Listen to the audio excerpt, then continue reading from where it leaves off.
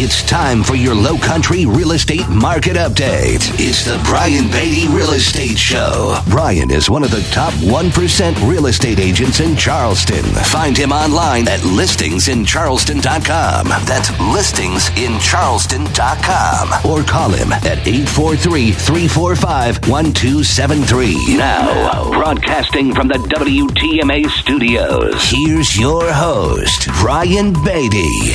Good morning, Charleston. Welcome to the Brian Beatty Real Estate Show here on the Big Talker, 1250 WTMA. I'm your host, Brian Beatty. Thanks for joining me this morning as we talk about real estate here in the Low Country. If this is your first time tuning into this program, this is a program designed to help you learn more about the real estate market. Whether you're buying, selling, investing in real estate, you just like to stay up to date with housing in general, this is the program for you. And I've been doing this for, 4 years on this program, selling real estate for 10, about 1,000 transactions under my belt. So excited you're here this morning. We have a lot to talk about. I do want to say first that if, for those of you that listen, you want to reach out to me at some point during this program, or you want to have a conversation with me about buying, selling, or investing in real estate, I am, of course, a full-time real estate agent. I have a real estate company, and we're happy to help you with your needs. Feel free to call me at 843-345-1273. That's 843-345-1273, or go to listingsincharleston.com. Listingsincharleston.com. That's my website. You can look at just about anything you want on there. Who I am, what I've done, what I've sold, what I do to market properties for sale. We're at about 150 transactions so far this year, and obviously would love to earn your business. But without further ado, let me just lay out the agenda of what I'm going to talk about over the next hour. We're going to talk first with a friendly and familiar voice on this program, Andrew Muller of Mappus Insurance. We're going to talk about insurance in general now that it's hurricane season. We're going to talk about hiring a contractor and what you need to know about that. There was a story that came out that I'd like to reflect on about some people that got taken advantage of, unfortunately, by a contractor. We're going to talk a little bit more about the market in general. We're going to have a little bit of fun this morning. So without further ado, I'm going to bring on Andrew Muller with Mappus Insurance. Andrew, you there? Hey, Brian, how are you? Hey, doing well, thanks. And you? Can't complain. Good. Well, I want to say, first of all, congratulations for being a new father, and welcome to the Cool Kids Club.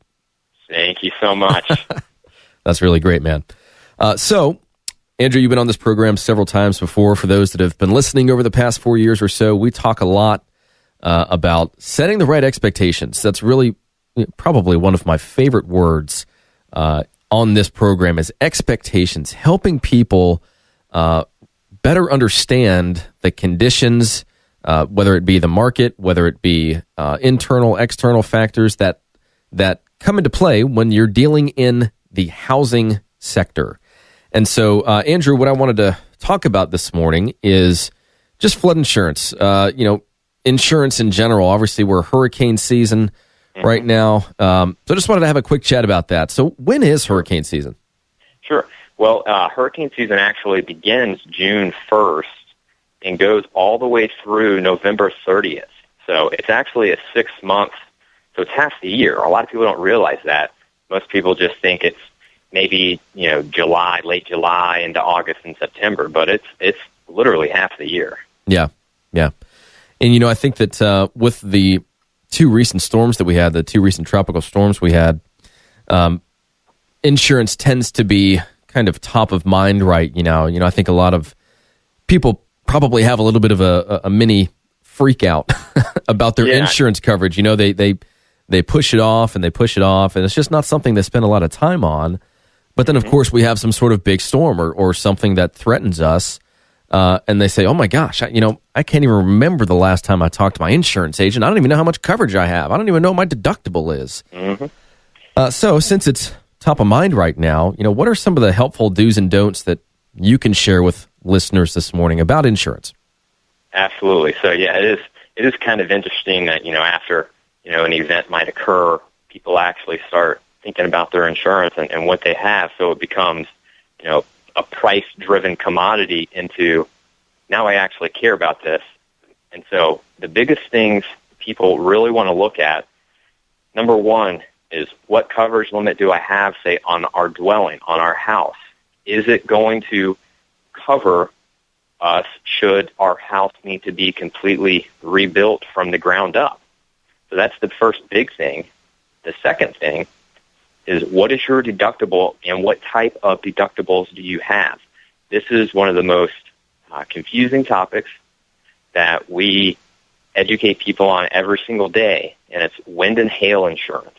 Mm-hmm. There's a vast array of different types of wind and hail deductibles that someone might have on their homeowner's policy, and it can affect you drastically different if you have what's called a true hurricane deductible or a true wind and hail deductible. Now, people listening, they're probably just already lost. So what they can do is give us a call. We can help them understand how their deductible applies in their specific situation. But those are the two big things: understanding your coverage limit and then understanding your deductible. Okay. Those are the two big things. Number 3, what I tell everybody is know who your insurance carrier is. A lot of people have no idea. They're just like, this agency is my agent. Well, that's not necessarily going to help you when you have a claim. So know the actual carrier and put their claims department phone number in your phone. Go ahead and put it in your phone. Most people have smartphones. You can also put your policy number in there so you can reference it if you have a loss. The last thing that you're thinking about is, after a loss, is trying to dig through to find your insurance policy to see who do I call, what's my policy number. Go ahead, be proactive, put it in your phone, know what coverages you have, know your deductibles, and that's if you do that, then you're off to a really good start. That's a great tip. Let me ask you kind of a random question. What's the protocol for notifying your insurance company of any sort of remodeling you do? Like, as an example, if you do a $100,000 renovation on your house, obviously you should probably let your insurance company know, right? But what about something like putting on a roof or updating your HVAC or putting on a new deck or something like that? Should they always notify the insurance company of any improvement or repairs they make? Or is there some sort of general rule of thumb for people to go off of? It is certainly with I feel like all types of insurance, it depends. With so many things, it depends. I think it really, it's all on what you're doing. Certainly if you're changing your HVAC unit out, that's it's a big expense to you as an individual, spending $5,000, $10,000, $15,000. But it's relatively low in terms of what you're actually doing. So I would say, and you're replacing an HVAC with another HVAC. So it's not necessarily increasing the replacement cost of your house. So you have to understand what it is you're doing. If you're changing out cabinets and the countertops in your house and you're replacing them with just newer stuff, but it's not necessarily a more expensive type of material, then you're not really increasing the value. You might be increasing the market value, but not necessarily the replacement cost value of your home. Certainly, when you start getting into the bigger things, like replacing a roof or making an addition onto your house where you're actually blowing walls out, you definitely want to at least have that conversation with your agent to say, what do we need to do? Do we need to notify the company? Typically, if you're getting a new roof put on your house, the insurance companies love that. They love hearing that. You're improving your house. You're trying to protect it. You don't necessarily need to tell them about it, but it's not a bad practice to at least contact your agent, because you might actually get a discount on your homeowner's policy by having a new roof. Right. And, I've seen, as an example, and Andrew, you helped me through this. We had a tenant in one of my investment properties that had a kitchen fire, and they caught the unit on fire. It's a triplex. It was the middle unit. Thank God it didn't spread to the other two units on either side of it. But when we received the estimate from the insurance adjuster, maybe talk to listeners for just a second, because we don't have a ton of time, about the replacement cash value that they're willing to give you for the things inside your home. Like, as an example, in one of the units, we totally redid the kitchen. In one of the units, the kitchen was dated. They're all a little bit different, but there is a difference, right, between how much cash an insurance company is willing to give you based on the age of the things that they're going to be replacing as a result of that loss, right? Correct. So it really goes back to the type of policy you have and some of the endorsements on the policy. So you might have what's called a replacement cost valuation policy. So the company is going to pay to replace brand new like, kind, and quality with what was damaged.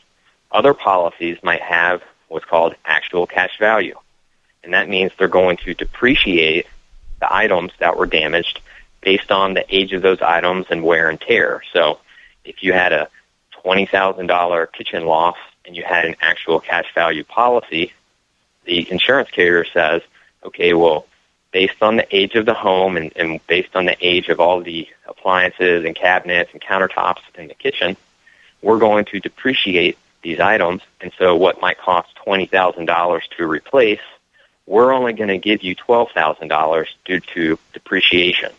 So it depends on the type of policy you have, but it also depends on whether you're actually going to make the replacement, or when you make the replacement, that is, as well. So if the carrier might only say, okay, we're going to give you the actual cash value settlement, so we're going to give you that lower amount settlement until you prove to us that you've made those replacements, and then we'll reimburse you the remainder.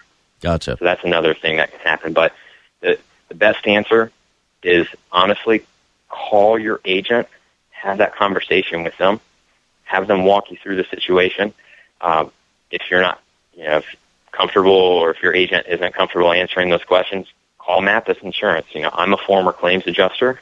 I've handled hundreds and hundreds of claims, property damage claims. So I've walked in the shoes, and I know how these situations can turn out in the end. Very good. And if people want to reach out to you, what's a phone number and a website for them to go to? Sure. So our website is, just go to Google, type in Mappus Insurance, and that's Mappus, Mappus. You can read all of our wonderful Google reviews. Check out our website. We've got a wonderful blog. We've got a lot of great content that you can read and get educated. And then you can call us, 843-763-4200. All right, very good. Andrew, you're the man. I appreciate it. Thanks for being on this morning, and congratulations again to you and your wife. Hey, thank you so much. Take care, Brian. All right, so stick around. When we come back, we're going to talk about hiring a contractor. We're going to kind of stay in theme here. If you want to remodel, you want to rebuild, you want to change your property, what do you need to know about the contractor you hire? So I'm going to talk with you about that next. Stick around. This is the Brian Beatty Real Estate Show here on the Big Talker, 1250 WTMA. And don't forget to reach out to me at listingsincharleston.com or give me a call at 843-345-1273. More stimulating talk on real estate matters with Brian Beatty next on 1250 WTMA. Expert news and views on the Low Country real estate scene. The Brian Beatty Real Estate Show on 1250 WTMA. Welcome back, Charleston. Thanks again for tuning in to the Brian Beatty Real Estate Show here on the Big Talker, 1250 WTMA. I'm your host, Brian Beatty, and we always welcome you to leave your comments, send me an email, let me know what you're thinking about the show. I always appreciate those of you that say you listen and you get something from it. That's why we do it. We do it to educate. We do it to provide you with an update on what's going on in our housing market, but also to educate you. And that's what I want to do now, because there was a story that came out, and if you go to counton2.com, you can search through their news and their real estate section. You'll see a story that came out this Wednesday about a builder in Mount Pleasant that essentially screwed over a bunch of people, stole hundreds of thousands of dollars, and has now appeared in Charleston County court more than half a dozen times, or there's more than half a dozen lawsuits at Charleston County as a result of his actions. And so here's what happened. And what I want to do with this is just read you some bits and pieces of the story so it can sink in. And then I'm going to tell you what you can do about this. What can you do to protect yourself? What are the questions you need to ask of the contractor that you hire? It's not, you're going to walk away with this and think that, wow, this is a lot of homework to do to hire a contractor, but people get taken advantage of. And I don't want that to happen to anybody listening to this program, because although I have had mishaps with contractors, I mean, look, I deal with contractors every day in my business, or just about every day. And I've had a lot of work done. I've flipped a lot of homes. I have investment properties. We've done a lot of work to the homes that we've owned and sold. And at times, it's not been pretty. I've had a few contractors that have tried to pull a quick one on me. I don't think it's uncommon for this to happen. So I want to read you a little bit about this. And then I'd love to hear your thoughts and opinions on this. You guys are always welcome to contact me, whether it be anything real estate related. A comment about something on the program, something you'd like to learn more about that I can cover. And then, of course, if you're thinking about buying, selling, or investing in real estate, I'd love to be your real estate agent. I've been doing this for 10 years. I've done about 1,000 transactions. So my number is 843-345-1273. And my website is listingsincharleston.com. That's listingsincharleston.com. And just a quick note, we are extending that 2.4% listing commission to the end of the year. So if you're thinking about selling your house, 2.4% commission on my end to help you market your home for sale and to get the job done. So more at listingsincharleston.com or 843-345-1273. So let me read you just a little bit of this story, and then we're going to talk about those things that you can do to prepare yourself and the questions you can ask and some of the due diligence that you can perform to make sure that the contractor you hire is legit. So it says here that a number of Charleston area homeowners are out thousands of dollars after hiring one Mount Pleasant builder 2 years ago. They didn't know each other, but these 5 people, because of him, have turned their house building plans into a nightmare. One guy, Richard Burke, said that he was building his dream home, and he now faces liens and court summons from subcontractors that the general contractor or the builder never paid. And so if you don't know what that means, typically a builder is the general contractor. They then hire subcontractors, different entities, different people, and pay those people to do the work. It's not like the general contractor or the builder is himself building the home. He has employees. He has independent contractors. They're called subcontractors. And apparently these guys didn't get paid. So Richard Burke, one of these builders, or one of the owners, says that we weren't here. We were out of town. We paid him $140,000. We thought the process was moving forward. The builder was sending us updates. And then one day I just decided to come out here and I had a treed lot. And I was like, wait, what's going on here? This is a treed lot, not a construction site. So what really set the radar off for him, though, is that he got a foreclosure notice from the bank. He said that 3 draws were taken out of his account by the builder, totaling $175,000. And when this news team looked at the draw requests, the builder signed it, a witness signed it, and then it did have the owner's signature, but the owner saying that, hey, I didn't sign that. I did not know about that, meaning the builder forged his signature in order to get paid. So this owner that's building his house had this bank in charge of the process. Obviously, something went wrong, and $175,000 later, the builder has paid himself and might have done some work, but hasn't paid any subcontractors. He essentially, from what it sounds like, pocketed the cash, and there's no house. And so this is one of several things that can happen. And so the issue is with a lot of these construction loans where the builder submits to the bank invoices to be paid. The bank is supposed to go and verify that work has been done, and then they are paid incrementally, consistent with the amount of work that's been done.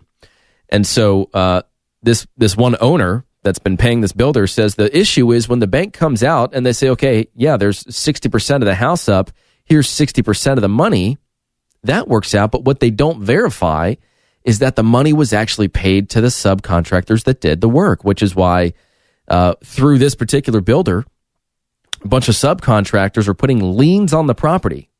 They're called mechanics liens. And regardless of what has transpired, if a subcontractor puts a lien on your property, it's the same as if a general contractor put a mechanics lien on your property. It attaches to the property. So what are some of the things that you can do to prevent one of these nightmare situations from happening? Let's just kind of go down the list here because there's quite a few things you can do. The first thing you can do Some of the simple things would be something like calling the National Association of the Remodeling Industry for a list of members in their area. Maybe a little bit more outside the box would be calling a building inspector.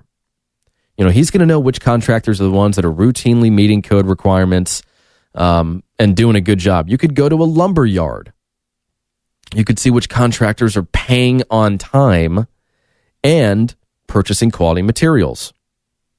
Of course, you can ask your friends, you can ask your family, you can ask your colleagues for recommendations to find the contractor of choice. And then once you determine who you want to interview, then you need to do just that. You need to interview them just as if you were going to interview me to help you sell your house.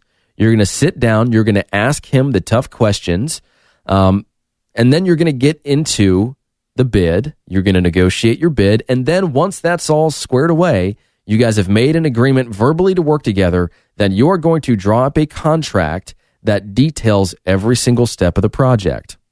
It's going to include things like a payment schedule, proof of liability insurance and workers' compensation insurance payments, a start date, a completion date, the materials and the products are going to be used, who's going to pay for those materials and products, and a requirement, and this is the big thing here, a requirement that the contractor obtain lien releases, which protects you if he doesn't pay his bills, from all subcontractors and suppliers.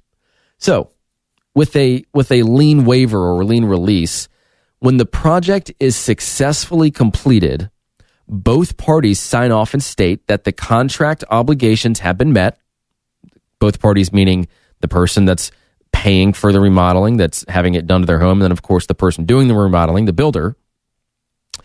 So all the contractual obligations have been met, including the general contractor making all necessary payments to material suppliers, subcontractors, and vendors.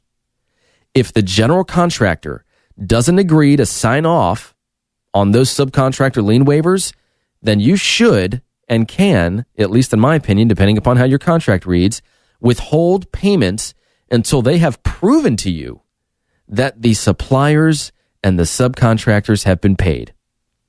One of the big questions that I get asked when I meet with people, and let's say that they're an investor, they're a first-time investor, I'm coaching them through that process to help them grow their wealth in real estate. We're going to hire a contractor, we're going to do the work. We're going to meet with them after, getting a general idea of what we think we can sell it for based on return on investment, all that fun stuff. We're going to meet with that contractor, and the big question is, all right, well, how much money should I give this contractor up front? How do I schedule the payments so that I protect myself, so that I'm not overpaying a contractor, and then they say, okay, great, well, see you later, sucker. I got your money now. It happened to a client of mine just recently. She wrote a check, and I wish I'd known this because I would not have told her to do this, but it happened. She wrote a painter that she didn't know a check for the full amount to paint the house. Well, guess what? He did about a day's worth of work, cashed the check. He gone. He's not coming back. He might come back, but that was a mistake. So to answer the question, I think that it's okay to give the contractor some money up front. They're going to have to pay for some materials. Some contractors will fund the purchase of their own materials, which tells you that they're a reputable, trustworthy builder with access to credit, which is a good thing. And then you're going to stagger your payments, maybe in 3 or 4 payments of 15 to 20% each. But you are going to save the final 15 or so percent of the payment till the very end, when every single thing is done and those lien releases have been signed. Why? Because that traditionally is the contractor's profit, somewhere around 15 to 20%. That's kind of the industry standard. So, yes, they can keep their people paid. They can pay for supplies. There's probably a little bit of wiggle room in there for them to make some money along the way, but their payday is at the end when it's done. Just like me, I get paid when your house sells or when we purchase something, not in between. So that's when you give them the profit, when everything is done. So you hold that in your hand, and that's what helps them remain accountable. So if you guys have questions about any of this stuff, I'm going to put this on my website, things you need to know about hiring a contractor. But if you're having a conversation about me, one thing I offer is obviously free advice, free staging advice when it comes time to remodel or repair or stage your home before it goes on the market. I do that service for free, and it's me. It's not me bringing in some stager. I've seen 10,000 homes in my career. I know what a house is going to need to sell. So give me a call. I'm happy to walk through that process with you. My number is 843-345-1273. That's 843-345-1273. Or give me go through my website, listingsincharleston.com. That's listingsincharleston.com. Or you can send me an email. My email address is Brian Beatty, BrianBeatty, @kw.com. Stick around, Charleston. We'll be right back with more exciting news from here in Charleston and the housing market, which we'll talk about next. This is the Big Talker, 1250 WTMA. We'll be right back. Have a real estate question? Ask Brian Beatty. Send him an email, lowcountryhomesales@gmail.com. The Brian Beatty Real Estate Show is on 1250 WTMA. WTMA. Now, here's more of the Brian Beatty Real Estate Show on the Big Talker, 1250 WTMA. Welcome back, Charleston. Thanks again for tuning in to the Brian Beatty Real Estate Show here on the Big Talker, 1250 WTMA. I'm your host, Brian Beatty, and I do want to take a little more time to say thank you to those of you that tune into this program. It's always very flattering to hear those of you that say you listen to the show and you got something from it. That's the whole point here, is to educate you on the process, to help you learn more about the market in general, so that when it comes time for you to buy, sell, or invest in real estate, you're more seasoned than the other guy on the other side of the table, and hopefully you get a better deal. And if that's something I can help you with, you want to hire a real estate agent, or you just want to have a simple conversation with me about your plans either this year or next, happy to talk with you about it. My number is 843-345-1273. Again, that's 843-345-1273. You can go to my website, listingsincharleston.com. That's listingsincharleston.com. And you can learn more about me and who I am and what I do and what I've sold and all that fun stuff. We are still offering the 2.4% listing commission to list your home with us this year. And then we also have the lender, that if you work with myself and my team, and the buyer that purchases your home works with our preferred lender, then that preferred lender will pay up to $5,000 of their closing costs, saving you even more money. So lots of different ways to save money on the Brian Beatty team if you choose to work with us to help you sell your home. So again, 345-1273 or listingsincharleston.com. What I want to talk about now is just maybe a few tips and lessons and maybe just some overall insight from me, just based on the emotional roller coaster that is real estate. This is really just an opportunity for me to kind of help you guys understand the process a little bit better, because most agents out there love saying, well, I'm going to help you get the most money in the least amount of time for the least amount of stress. It'll be a stress-free process, I promise you. Well, guess what? There is no such thing as a stress-free real estate transaction. I'm sorry, there just isn't. I can't think of a single thing that would create a stress-free real estate transaction unless, you inherited a property and you didn't know it, and it was worth $50 million, and you sold it and you got a check and yahoo. But that's not reality. That's not everyday life. And so let me just kind of open this up by telling you a bit of a story, maybe just to get a little perspective here. So when America raced to send the first men into space, they trained the astronauts, and I talk about I talk about this with my team because I've got 15 people in my company. So when the first astronauts were getting trained to go into space, they were trained on one skill more than any other, which is the art of not panicking. For those astronauts, when they panic, they make mistakes. They override systems. They disregard procedures. They deviate from the plan. And rather than thinking clearly, they just simply reacted because that's what they felt like they needed to do in order to be in immediate control of the situation, rather than taking a second, dissecting the situation to better understand it first. And this issue of not being in control is the source of most of our problems in business and in life. Everything that we do now seems to be plan down to the letter, down to the T. And then when something goes wrong, the first thing we do is we trade in our plan that we've spent so much time preparing for, and we just have a good old-fashioned emotional freak out. And some people, and I've worked with a lot of people like this, they almost crave kind of sounding the alarm because it's easier to just freak out than deal with the issue.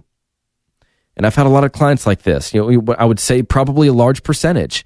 They want to either assign blame or they want to react emotionally rather than being objective to create a solution, or at a minimum, look for the opportunity rather than focusing on the problem. And so why am I telling you this? In my opinion, a truly experienced and professional real estate agent helps save their clients from having these types of emotional breakdowns by setting proper expectations. And boom, there it is again, expectations. I use that word all the time on the program. It's probably one of my favorite words in this industry and on the show. But so for me, like, I've been through this process about 1,000 times. I know what to expect. I know how to handle situations. I know how to do that effectively. I have confidence in myself to ensure that my clients are well taken care of and that they're going to be successful. But if I were to put myself in the buyer's shoes or in the seller's shoes, most people we work with, they've done this a few times, maybe 3 or 4 times, but they are still highly susceptible to the emotional roller coaster that is real estate. Me, my team, I hate to say it this way, but we're kind of slightly desensitized to it because it's just what we do every day. We're problem solvers. Our livelihood depends on it. And don't get me wrong, when something wrong happens or when things don't go as planned, don't think you're the only one that's having a little freak out, because guess what? If your home doesn't sell or if we don't close on the deal, we don't get paid, we can't support ourselves and our families. So you're not the only one that's going through an issue.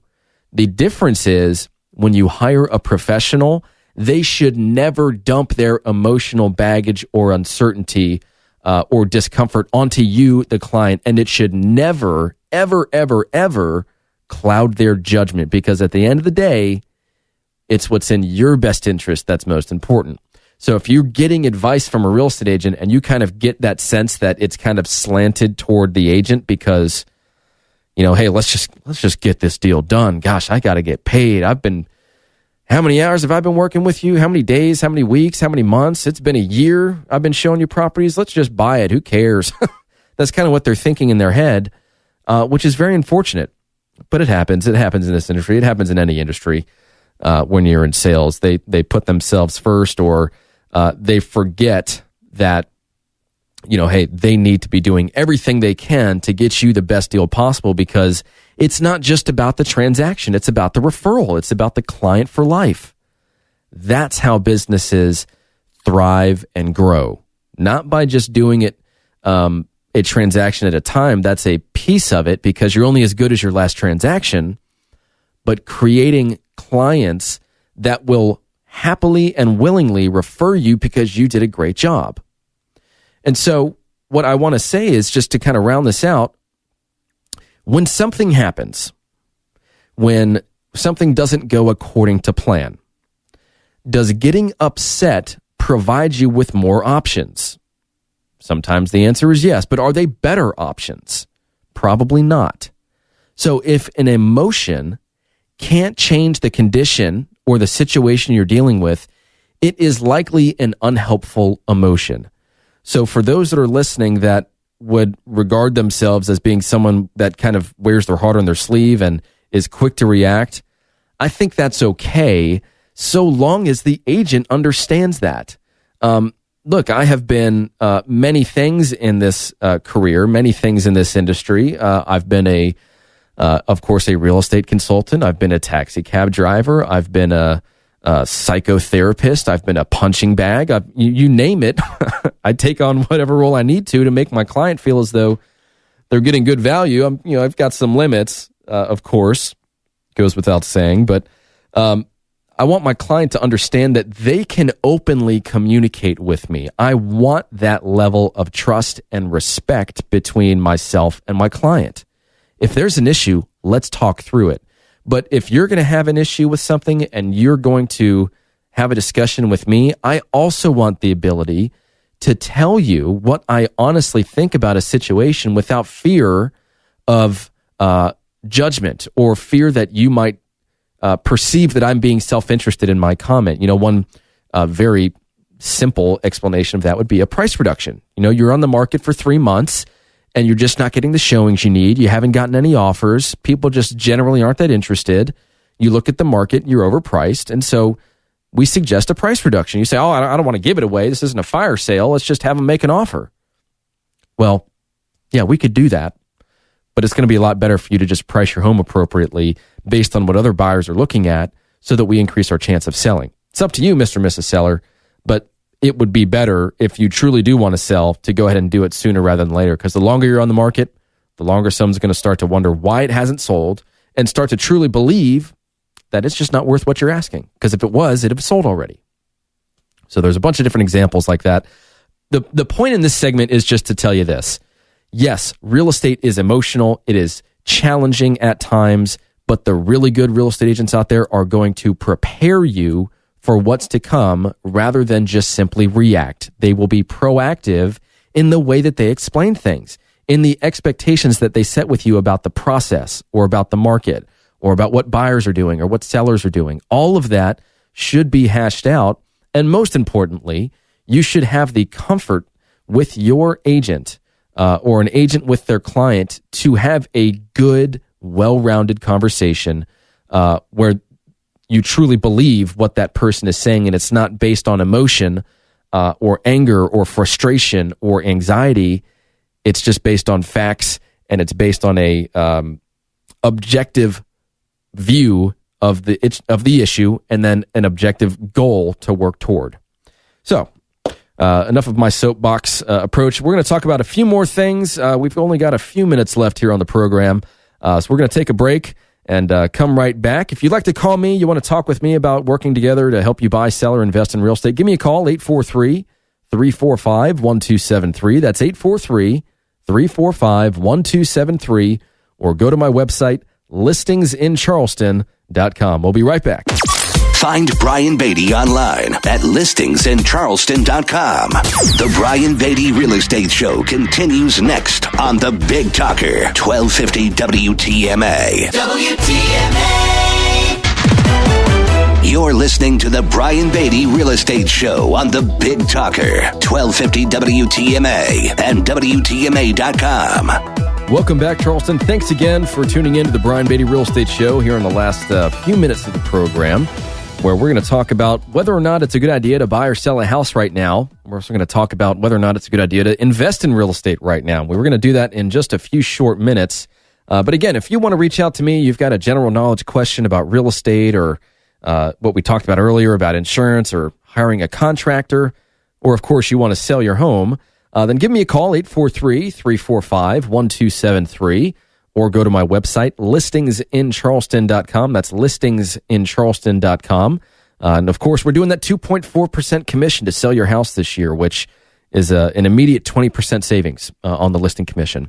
And then, of course, if you do hire us to help you sell your home, any buyer that purchases your home that works with my preferred lender will receive $5,000 in closing costs from that preferred lender, saving you, the seller, even more money. So, bunch of different ways to save money on my team if you choose to hire us.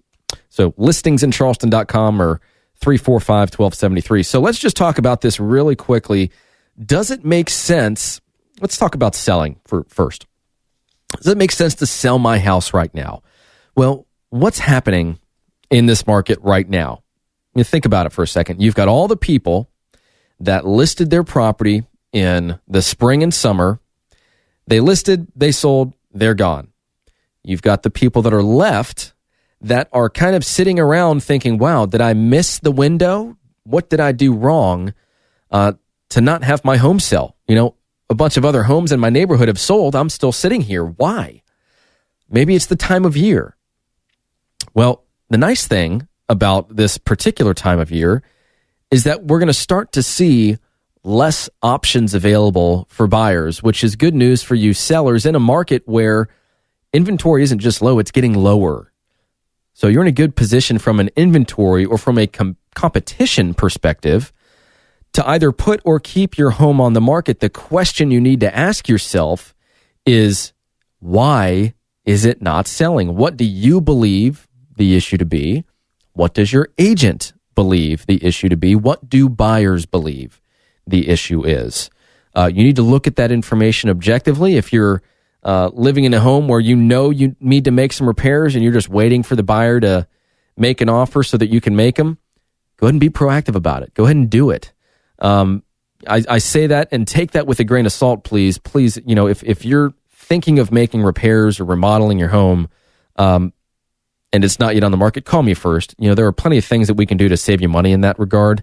And there are plenty of things that you shouldn't do that won't make you any money when it comes time to sell your home. So, just take a little bit of a breath on that and get some advice. I'm happy to help you on that. So you've got all the people that are still on the market. Very soon, I'd say in the next month or so, month and a half, they're going to see the writing on the wall. They're going to say, okay, this probably isn't going to happen this year. And you know what? I'm not motivated enough as a seller to keep my home on the market during the holidays. So I'm going to take my listing off the market and we'll try again next year. So if you're a seller and you got to sell, good news for you. You're going to have some of those people that are just testing the market or that don't truly need to sell. On a scale from 1 to 10, there may be a 5 or 6. They're going to come off the market pretty soon. So if you're on the market now, inventory's going down. The amount of buyers out there doesn't change too much. I know a lot of people think, wow, as soon as school starts, it's like the market is dead. Not the case. Not the case. Not from what I'm seeing. Yes, there are people that want to accomplish that move before school starts so they can get their kids in. But that is not the majority of the market. Think about all the people that live here already that are already in that school district. They just want to change homes, move up or move down, or buy their first place. Think about all the people that are moving here from other areas that can't control that. They got a job order and they're being relocated for their company, or a myriad of issues bring people to or bring people from Charleston, or have people leave Charleston. So just because school is now back in session, that does not mean that the buyers have disappeared. They're still out there. Frankly, they are watching the market like a hawk, because if they haven't bought yet, they've seen everything that's on the market. They're looking at it online. They've either chosen to go and view the home or not. They've chosen to make an offer or not. And so now they're just waiting. They're stalking Zillow. They're stalking Trulia. They're stalking Realtor.com. They might be working with a real estate agent. The real estate agent's doing the same. And they're just waiting. They are waiting for a property to hit the market that fits their needs. They are ready, willing, and able. They just haven't found what they're looking for yet. So for the people that are thinking about selling right now, take that into consideration. Think about the fact that the people that tried selling this spring and summer that didn't are very soon going to become frustrated. And because of a lack of motivation, they will not keep their home on the market. It will come off the market. We, at the end of the year in 2015, which, by the way, kind of a side note, a lot of real estate contracts are written up until December 31st, and then those listing agreements expire. Those properties are taken off the market. Well, on December 31st to basically the middle of January, we had almost 20% of our inventory disappear. A bunch of those sellers chose not to put the property back on the market, and then our market didn't really recover. We have been suffering from inventory issues all year, not just this year, but previous years as well. We're just not catching up, although I do think that that's about to change. I think next year will definitely be different than this year as it relates to inventory. I think we will return toward normalcy, and we're already starting to see that trend in some price ranges.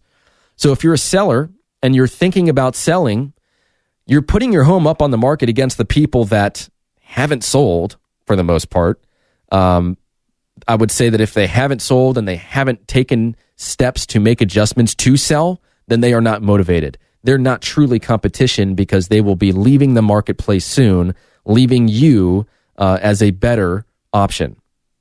Most people don't put their home on the market this time of year. They're trained to put their home on the market in the spring months or March. And so you've got a few months of very little competition. So if you're thinking about selling your house, I do recommend it.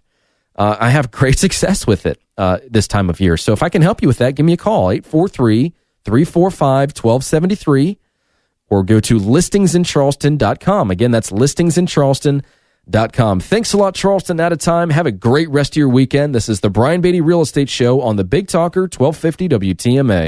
Join us for another edition of the Brian Beatty Real Estate Show next Saturday morning at 9 and Sunday morning at 10. Contact Brian Beatty online at listingsincharleston.com. That's listingsincharleston.com. Or call him at 843-345-1273. 843-345-1273.